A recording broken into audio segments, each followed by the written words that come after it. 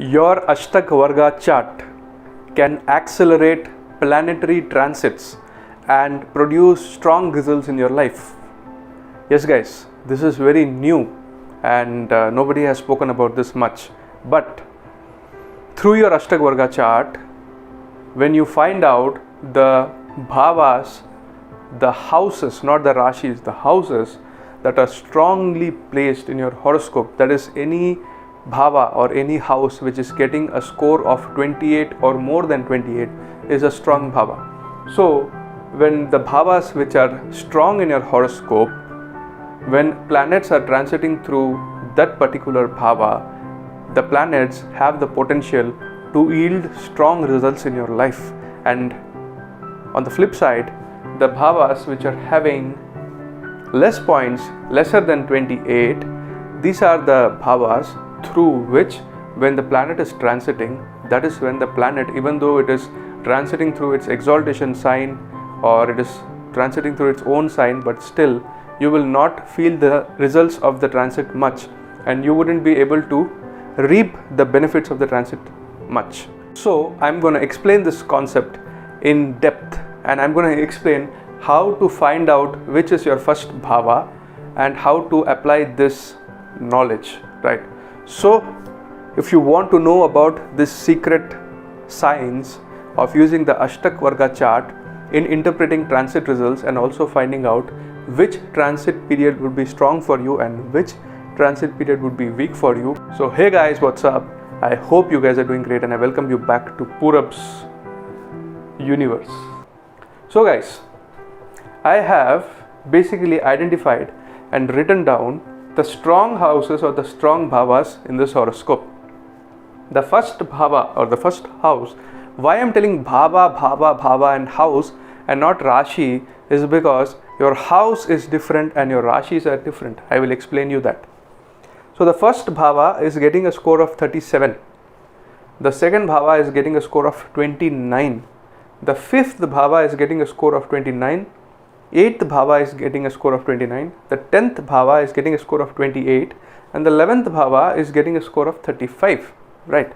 So these are the houses which are strong houses in the horoscope from the Ashtakvarga chart. Right.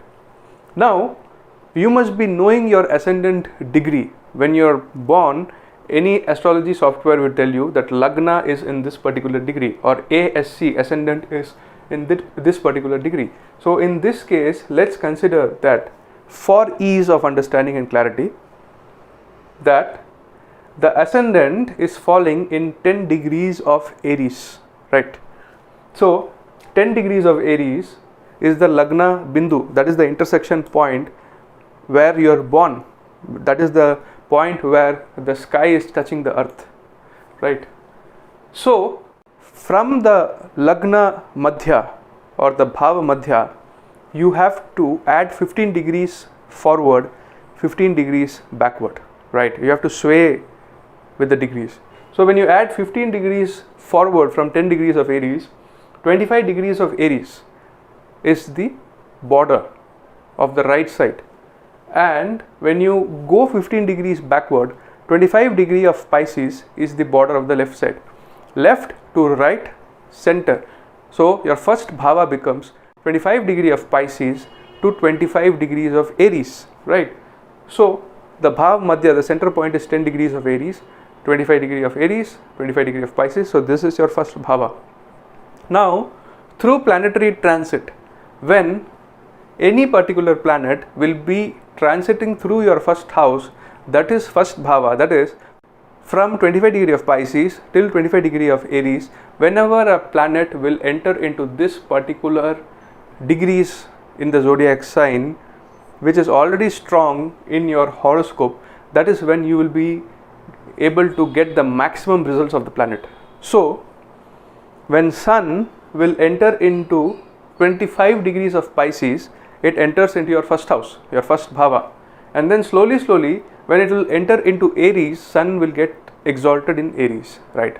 So every year once when Sun will enter into Aries and stay there for a month, you will get the maximum results of Sun, because in the Ashtakvarga system, your first bhava is very strong, so you will be able to reap the results of the planet Sun very positively. You will get name, fame, health, vitality, confidence. Your luck will increase. If you involve yourself in speculative activities and gambling activities or mutual funds, stocks, cryptocurrency, you will gain from that. And whatever mantras you chant during that one particular month of transit, when Sun will transit from 25 degrees of Pisces to 25 degrees of Aries, that is when you will be able to obtain the maximum results from this transit.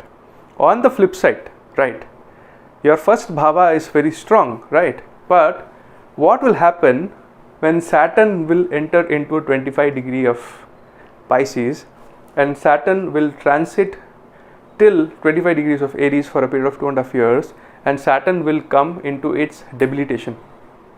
So Saturn in Aries is not good. Saturn is getting debilitated, and it is directly affecting your first house or your lagna. Now when Saturn becomes debilitated in the first bhava, and when it enters 25 degree of Pisces and then into Aries, 1 degree Aries, 2 degree Aries, it is getting debilitated, and this debilitation effect will be felt very strongly. Health issues will come, confidence issues will come for this Aries ascendant, personality issues will come. So whatever the negativities of the planet, that will be predominantly felt. So Saturn's negativity over the first bhava shall be felt. Your relationship with your wife will get blocked, your communication abilities will get blocked, and also your career and status and your promotions and your job, that will get blocked. But primarily your health, your confidence, your vitality will start taking a toll, because a debilitated planet also becomes very strongly debilitated in the first bhava, right? Similarly, again, when a planet will enter into your second bhava, right, let's say Venus is entering into your second bhava through transit, that is when you will be able to reap the benefits of Venus transiting through your second house to the maximum potential, because already the second bhava is strong. It is getting 29 in Ashtakvarga chart. So Venus will be able to give you the things of the second house, that is liquidity, money, wealth, good food and costly things, gifts and antique things. That is the second bhava. It will also give you opportunities to visit good restaurants and do fine dining. And also the seventh lord going 8th away in the second house will show that suddenly it will also give you expenses to sustain your married life, because 7th lord is 8th away, right?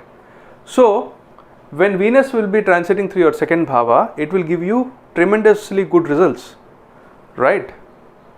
Here, when Venus will be transiting through the second bhava in its own sign, or in its sign of exaltation, or in its sign of friend, and the second bhava is strong in the Ashtakvarga chart, then the results will be positive in your favor. And when the same Venus is going through its debilitation in the second bhava, in the case of a Leo ascendant, when Venus gets debilitated in the second house in Virgo and it is entering into your second bhava through degrees, that is when you will feel the debilitation effects of Venus the most, right?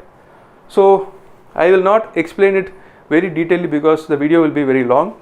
What I'm trying to say is that the strong houses, let's say any planet is transiting through the strong houses, the strong bhavas, and through transit also the planet is well placed, then you will be able to reap the benefits and the effects of that particular planet transiting through that particular bhava during its transit time. And vice versa, if a planet is getting debilitated in a particular bhava and that particular bhava is very strong, then you will feel the debilitation effects also very much. So this is what I want to explain to you guys. I hope this video enlightened you. Open your Ashtakvarga chart and find out the strong houses and see. Go back in time and analyze and see if whatever I'm saying is correct or not. Please share it in your comments. Secondly, let's say the 6th house is a bit weak here because it has got 27, right? So when Venus will be transiting through the 6th bhava and Venus will get debilitated also in the sign of Virgo, you will not feel the debilitation effect much because the 6th bhava is weak and the debilitated planet wouldn't be able to give its strong results, debilitated results. Similarly, when Mercury will be transiting through the 6th bhava and Mercury gets exalted in Virgo, but the 6th house is weak, so you will not be able to reap the full benefit of the exalted Mercury during the transit. So, Ashtakvarga chart is like a foundation which shows how much energy and how much potential energy is there in each and every houses and each and every bhavas of your horoscope. And when the planet is transiting through that particular bhava, that is when the potential energy can be transformed into kinetic energy and you can reap the results of the planetary transit to the fullest potential, good or bad, subjective to your horoscope and the condition of planets. So that's it for today, guys. I hope this video enlightened you. This is Purabs signing off from Purabs Universe. Adios, Jai Hind, Jai Bharat.